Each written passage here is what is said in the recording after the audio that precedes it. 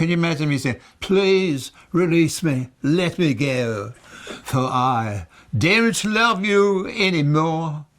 You know, I can't do that like that. You know, you can't do it like that, you know.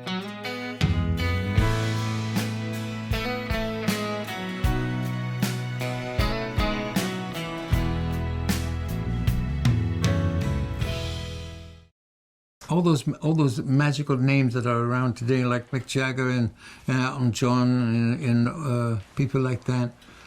I can remember in the early days when I wasn't even, you know, a pimple on anybody's face. I was like not even noticed in the audience, and neither were them at that particular time, because we used to go to a place called Tin Pan Alley, where people would go to find new songs, you know, in Tin Pan Alley in London. And you'd find people like Elton, you'd find people like Mick Jagger in the audience, you know, and like people from the Moody Blues and all different big groups that are massive names today. They were nothing at that particular time, but they were all hanging out, having a coffee with each other. That sort of camaraderie, everybody hung out in Tin Pan Alley. What they call it, something of the Brits, this wasn't the guy that said the Brits are coming, but they did come early to America with some great music, you know, along with the Beatles and the Rolling Stones and all that. You know, they brought some great music to this country. They covered a lot of American hits, yeah. And I guess that's what started the careers of most people like Cliff Richard in England, you know. They would sing the American version of their song in England, and they would have a hit over there with it.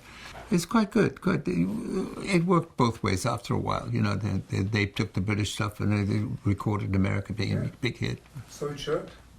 I'm happy to say that I'm one of the people who've been fortunate enough to share my music with the people not only in America but around the world.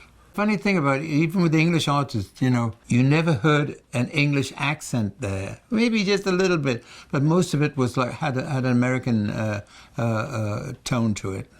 I think that's what America did for us, you know. I think they gave us the opportunity of using their style for music, you know, their style of speaking.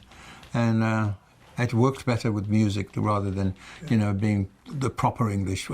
I say, you know. Only in interviews would they speak it. I mean, can you imagine me saying, please release me, let me go, for I daren't love you anymore. You know, I can't do that like that. You know, you can't do it like that, you know. So that's that. So you sang it in American fashion.